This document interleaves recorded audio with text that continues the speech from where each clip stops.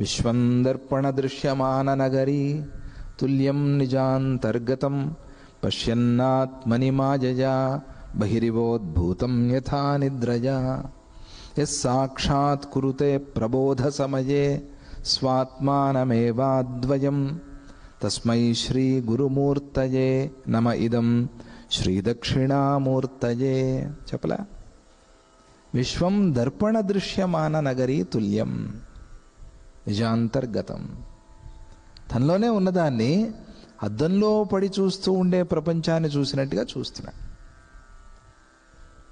పశ్యన్న ఆత్మని మాయయా బహిరివోద్భూతం.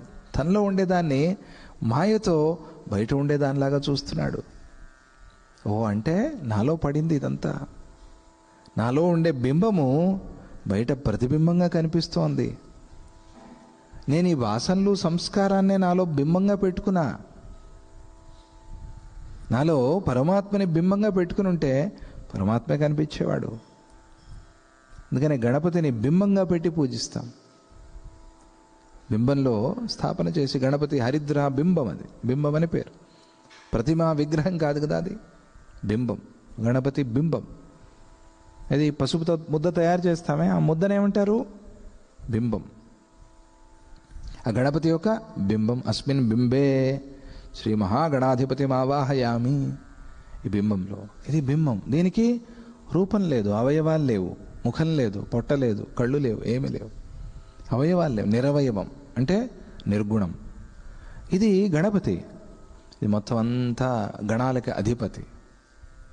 బయట పడి కనిపిస్తూ ఉండే ప్రతిబింబాలు వింటున్నారా? అర్థమవుతోందా?